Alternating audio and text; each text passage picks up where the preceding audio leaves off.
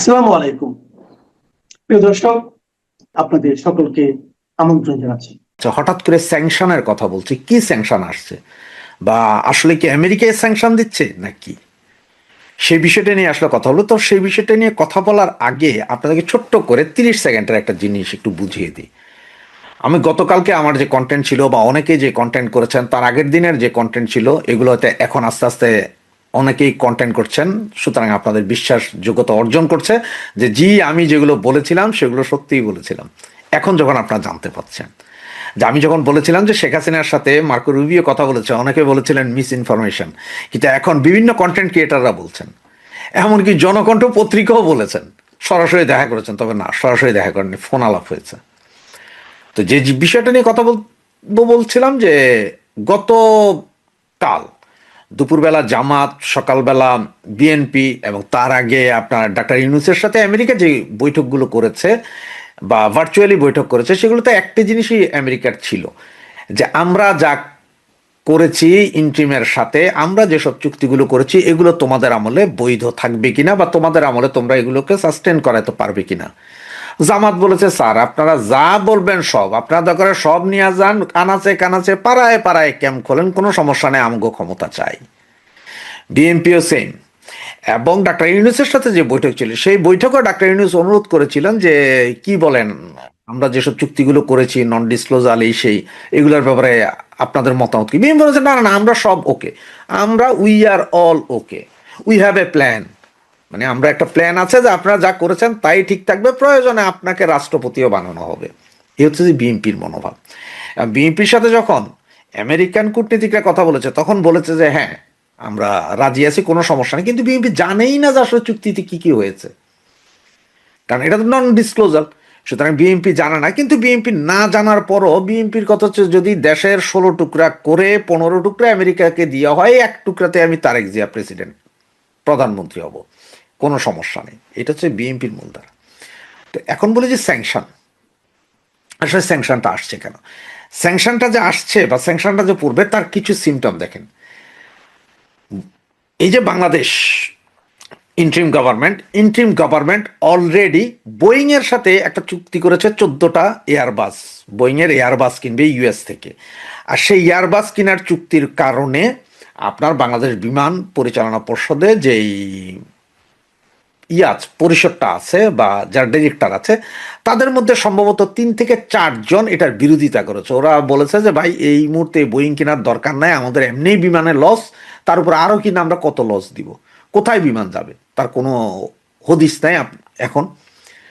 এইসব নিয়ে তাদের সেখান থেকে 3 জনকে বহিষ্কার করা হয়েছে, এবং 3 জনকে বহিষ্কার করে সেই জায়গায় নিয়ে গিয়েছে আমাদের খলিল, মানে এনএসএ বা ন্যাশনাল সিকিউরিটি অ্যাডভাইজার, তৈয়ব এবং আক্তার, এই 3 জন, যাদের ছবি আপনারা আমার পেছনে দেখছেন, এই 3 জনকে বিমান পরিচালনা পর্ষদের ডিরেক্টর বানানো হয়েছে। হেরাজ খলিল কিন্তু একজন মন্ত্রী পদমর্যাদার, সে ডিরেক্টর হইতে পারে, কিন্তু তাকে সেখানে বসানো হয়েছে। আর তাকে সেখানে বসানো হয়েছে কেন? যাতে এই মাসের 30 তারিখের ভেতরে বিমানের সাথে ইউএসের এই চুক্তি হয়ে যেতে হবে। এবং আমি আপনাদেরকে বারবার একটা কথাই বলছি, যে এই মাসের 30 তারিখের ভেতরে প্রায় $9 বিলিয়ন আমেরিকাকে দিতে হবে অস্ত্র এবং বিমান কেনা বাবদ। এবং এই বিমান কেনার পরে, বিমান কিন্তু কালকে কিনলে পরশু দিন আসবে না, টাকা দিয়ে দিবেন 2031 সালে প্রথমে আমরা সাপ্লাই পাবো সম্ভবত 2টি বিমান, এরপরে ধাপে ধাপে বাকিগুলো পাবো। এই হচ্ছে যে অবস্থা। কিন্তু টাকা এখনই চলে যেতে হবে আমেরিকার ভান্ডারে। কারণ হচ্ছে যে আগামী ফেব্রুয়ারিতে ইলেকশনের পরে যদি কিছু হয়ে যায়, তার জন্যই 100% আমেরিকা এশিওর করতেছে যে আমাদের টাকাও পাবো, চুক্তিও আমাদের হয়ে যাবে। আর যার কারণে এই 3 পান্ডাকে বিমান পর্ষদে নেওয়া হয়েছে, এবং যারা এটার বিরোধী করে তাদেরকে বহিষ্কার করা হয়েছে। এগুলো এখন ওপেন সিক্রেট। এর ভিতরে বাংলাদেশ সরকার এর আগে আরো 6 মাস 7 মাস আগে ইউরোপের সাথে এয়ারবাস কেনার একটা চুক্তির কথা বলেছিল, এবং সম্ভবত চুক্তিটা একটা মৌখিক লিখিত নর্মাল চুক্তি হয়েছে সম্ভবত এরকম, কিন্তু সেখান থেকে পিছিয়ে হচ্ছে, সেখান থেকে বিমান নিবে না। এরপর আবার ইউরোপের দেশগুলোর সাথে ইউরোফাইটার কেনার জন্য একটা কথাবার্তা চলছিল এবং সেটাও প্রায় শিওর ছিল যে 4টা বা 8টা ইউরো ফাইটার কিনবে, সেটা থেকেও পিছিয়ে হটে এসেছে। এই সব ঘটনা যখন হচ্ছে তখন ওই যে আমেরিকার যে বোয়িং যদি না কিনে তাহলে আমেরিকা স্যাংশন দিবে, এবং আমেরিকার স্যাংশনের দেখেন কিছু কিছু চিত্র দেখেন। আমেরিকার স্যাংশনের মধ্যে অলরেডি আপনার এই যে ভিসা, আপনারা যে ভিসা নিয়ে যাই সেটার উপর যেমন টোটাল কলাপস করছে। এরপর ট্যুরিস্ট যাইতে হইলে আপনার 15 লাখ টাকা জমা দিয়ে এরপরে ট্যুরিস্ট ভিসা নিতে হবে। এগুলো কিন্তু মোটামুটি একটা স্যাংশনের পর্যায়ে, এটা 100% স্যাংশন না, ইকোনমিক স্যাংশন না, কিন্তু এটা মানে আমরা তোমাদেরকে যে কোনো মুহূর্তে স্যাংশন দিতে পারি যদি তোমরা আমাদের এই জিনিস না নাও। এগুলো দেওয়ার পরও এরপরে বাকি চুক্তি যদি যেই সরকার আসবে সেই সরকার যদি না করে তাইলে আসবে মূল স্যাংশন। এইদিকে ইউরোপীয় ইউনিয়ন এরাও কিন্তু একটা স্যাংশন দিবে, এবং ওরা যে দিবে এটা ঠিক, কারণ ওদের মধ্যে অলরেডি কূটনীতিক দৌড়ঝাঁপ শুরু হয়েছে যে এয়ারবাসের চুক্তি করার কথা থাকলো, এয়ারবাস না কিনে তোমরা বোয়িং কেনার জন্য যাচ্ছ। এটা কিন্তু বিশাল লস ইউরোপের জন্য, তারাও স্যাংশন দেওয়ার চিন্তা ভাবনা করছে। আর সেই চিন্তা ভাবনা থেকে আপনার থেকে আজকে এই মুহূর্তে বলে দিই, একটু খোঁজ নিলেই পাবেন আপনারা, গ্যাপ, জারা এবং ম্যাঙ্গো সহ অলরেডি 6টা বৃহৎ ইউরোপীয় কোম্পানি তারা গুটিয়ে নিচ্ছে আমাদের দেশ থেকে তাদের বিজনেস। আপনি এটা অনন্ত গ্রুপে জানতে চাইলে তারা বলে দিবে গ্যাপের অবস্থা কি। এরপরে জারা, ম্যাঙ্গো, তারপরে আপনার অন্য আরও যেই 4-5টি বড় বড় কোম্পানি আছে যারা বিলিয়ন ডলারের গার্মেন্টস প্রোডাক্ট নেয়, তারা সকলে এখন আস্তে আস্তে বন্ধ করে দিচ্ছে। এবং জানুয়ারির 30 তারিখের ভেতরে যখন বোয়িংয়ের সাথে চুক্তিটা হয়ে যাবে টোটালি কলাপস করে দিবে গার্মেন্টস সেক্টরের এই সব বড় কোম্পানিগুলো সব কিছু নাও। এরা সব চলে যাবে ভারতে অথবা চায়নাতে, যেখান থেকে ওদের এরপরে সুবিধা তারা সেখানে চলে যাবে। কারণ ইউরোপ বলতেছে যে তোমরা এইখানে আমাদের এইখানে উইদাউট ট্যাক্সবিহীন গার্মেন্টস পণ্য পাঠাও এবং সেই পণ্যে তোমরা লাভবান হও, আর আমাদের কাছ থেকে কিনা না কিনে তোমরা কিনবে আমেরিকা থেকে। ফর এক্সাম্পল আমেরিকাতে যদি বছরে যদি $50,000 গার্মেন্টস পণ্য যায়, সারা ইউরোপে যায় $2 বিলিয়ন। সুতরাং এটাই হচ্ছে যে কাহিনী, এবং এই জন্যই ইউরোপীয় ইউনিয়ন স্যাংশন দিবে 30 তারিখের পরে, যে কোনো সময় স্যাংশন আসতে পারে আপনারা দেখবেন। এবং যদি চুক্তি না হয় আমেরিকাও দিবে। আর এদিকে যে নির্বাচন, আওয়ামী লীগবিহীন নির্বাচন, এটা তো কি হচ্ছে আপনারা জানেন, এটা আসলে কোনো নির্বাচন না, এটা হচ্ছে যে ইউনুসের যেই গভর্নমেন্ট আছে সে সরে যাবে, আরেকটা গভর্নমেন্ট আসবে, এবার যেই জিতুক এটা আসবে। এরপরে তো রাষ্ট্রপতিকে ইমপিচ করা হবে, তো রাষ্ট্রপতি আগেই বলে দিয়েছে যে উনি থাকতে চান না, সুতরাং উনি হয়তো ক্ষমতাটা দিয়ে চলে যাবেন। ইউনুস হয়তো এখানে একটা সুবিধা নিচ্ছে, বিএনপির সাথে এটা কথাবার্তা হয়েছে, এনসিপির সাথে কথাবার্তা হয়েছে, যেই জিতবেন জিতেন, আমাকে রাষ্ট্রপতি রেখে দিয়েন প্লিজ, আমার অনেক সহায় সম্পত্তি এই দেশে আছে, এগুলো রক্ষা করতে হলে আমার অন্তত 2-4-5 বছর আরও থাকতে হবে, এগুলোর একটা প্ল্যান। তো এতে আওয়ামী লীগ আলাদের হতাশ হয়ে লাভ নেই, কারণ এই ইলেকশনটাকে পৃথিবীর কোনো দেশই মেনে নিবে না, এবং যেটা মেনে নিবে না সেটার জিনিসগুলো আর আস্তে আস্তে দেখতে পারবেন। এই যে এখন হিউম্যান রাইটস ওয়াচ তারা গত পরশুদিন যে রিপোর্ট দিয়েছে যে বাংলাদেশে হত্যা, খুন, নৈরাজ্য দ্বিগুণ আকারে বাড়ছে, এবং এটা বেড়েই চলছে, কমার কোনো লক্ষণ নেই, আইন শৃঙ্খলা পরিস্থিতি নেই।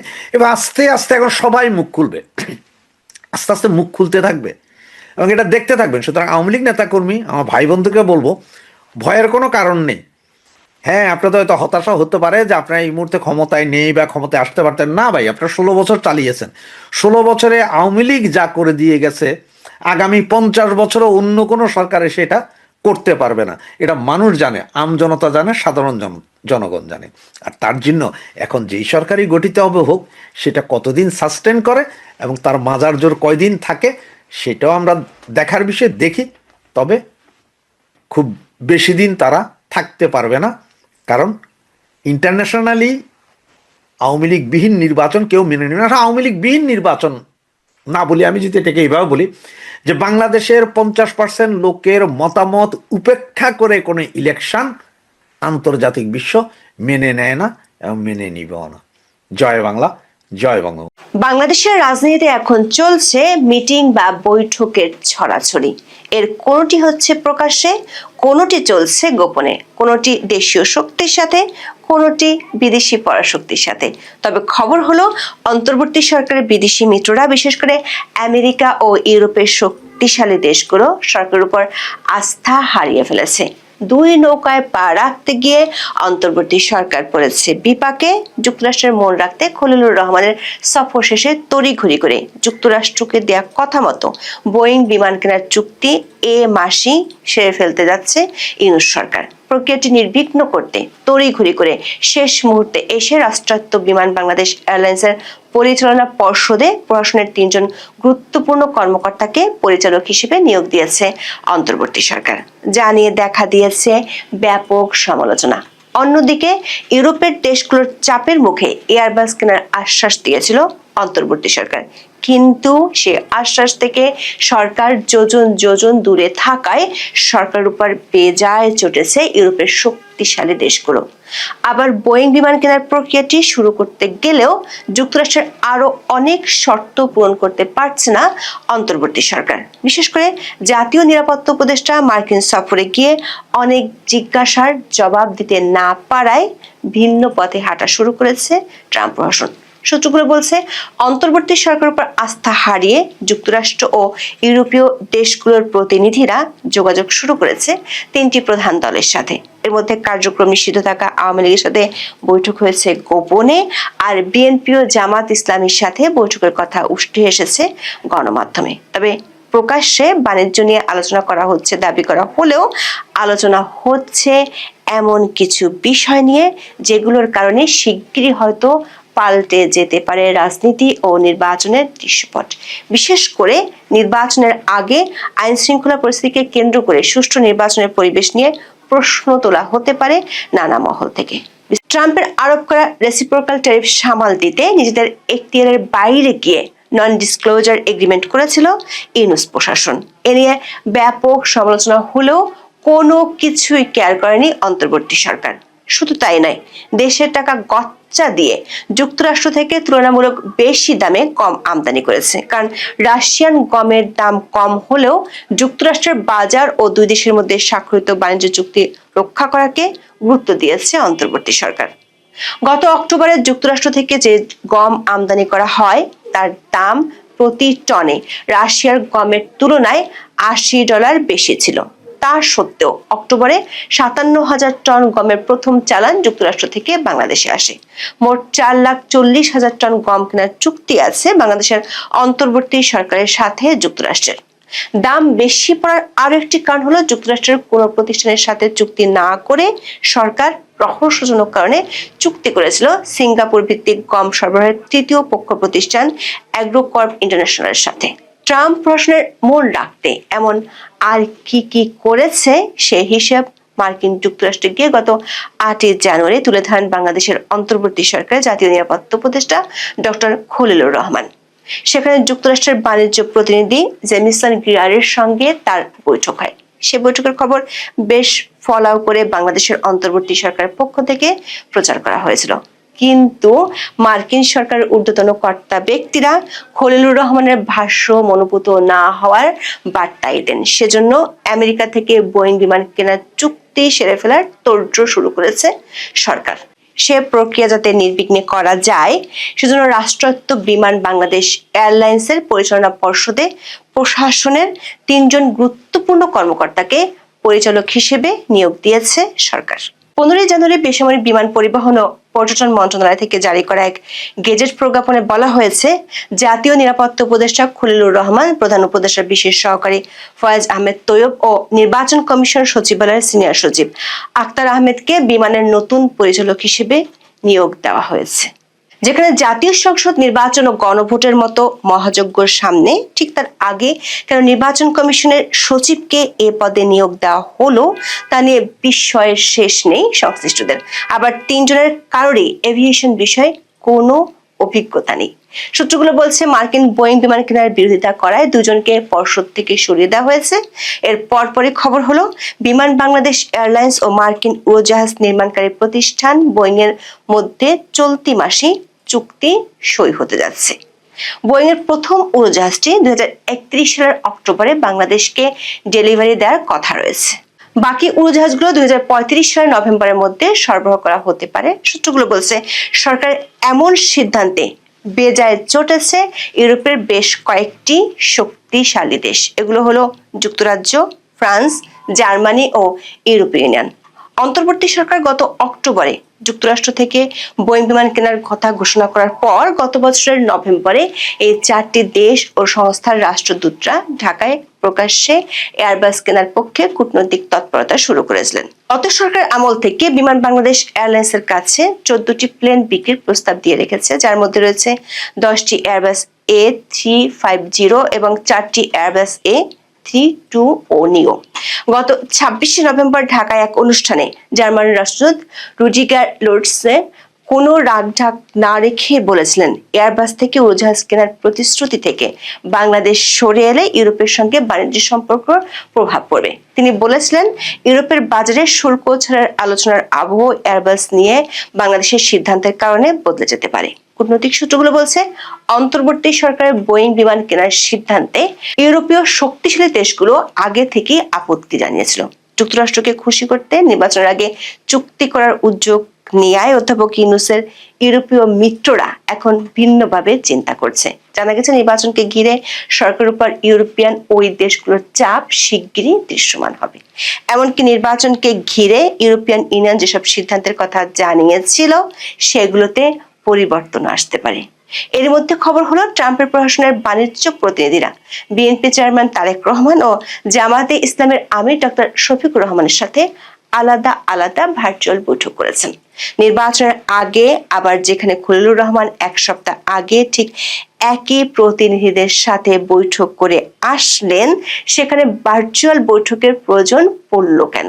প্রশ্ন উঠেছে অধ্যাপক ইউনূসের সরকার নিজের এখতিয়ারের বাইরে দেশের ইতিহাসে প্রথমবারের মতো যে গোপন চুক্তি করেছেন সেটি যে রাজনৈতিক সরকারগুলো দেশের স্বার্থের কথা চিন্তা করে বহাল রাখতে পারবে না, এমন দুশ্চিন্তাকে মার্কিন সরকারকে পেয়ে বসেছে।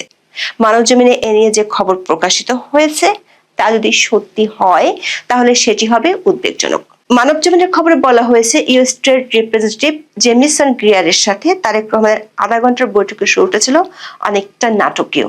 ট্রেড নেগোসিয়েশনের নানা বিষয়ে আলোচনায় উঠে আসে। মিস্টার গ্রিয়ার জানতে চান এই ট্রেড নেগোসিয়েশনে তারেক রহমানের অবস্থান কি, বিশেষ করে বাংলাদেশ সরকারের তরফে যে আলোচনা হয়েছে তা নিয়ে তার মনোভাব কি।